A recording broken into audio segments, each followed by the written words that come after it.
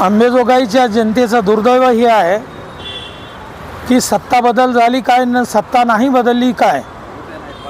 पाण्याचं दुर्भिक्ष जसं प्रत्येक उन्हाळ्यामध्ये होतं आहे त्यापेक्षाही यावर्षी जास्त मोठा पाणी पुरवठ्याचा प्रश्न तयार झाला आणि त्याच्यात पुन्हा एखाद्या कावीळ झालेल्या माणसाची किंवा स्त्री पुरुषाची किंवा लहान बाळाची लघवी ज्या पद्धतीनं होती आहे अतिशय पिवळी आणि त्याला नारंगी रंगाची रक्तमिश्रित अशा पद्धतीची अशा पाण्याचा रंग अंबाजोगाईनं पहिल्यांदा बघितलेला आहे.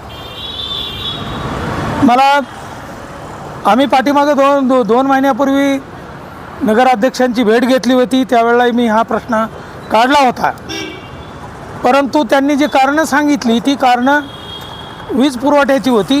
ती कदाचित खरी असतील, परंतु जी काही उपलब्ध साधन संपत्ती आहे आपल्याकडं किमान पिण्याला लायक पाणी या गोरगरीब जनतेला मिळालं पाहिजे.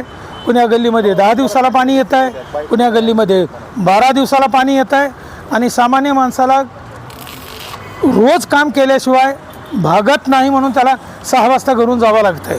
सर्वात वाईट परिस्थिती ही कष्टकरी वर्गातल्या वस्त्यांची आहे की जे कष्टकरी वर्ग या अंबेजोगाईमध्ये 24,000पेक्षा जास्त मतदार त्या वस्त्यांमधून येतो आहे.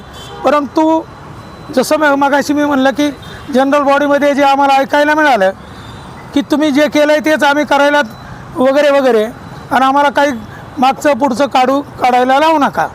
म्हणजे याच्यामध्ये जनता ही होरपळते आणि जनता जी आहे सत्तेला जनतेशी देणं घेणं नाही हे आम्ही पहिल्यापासून सांगतो.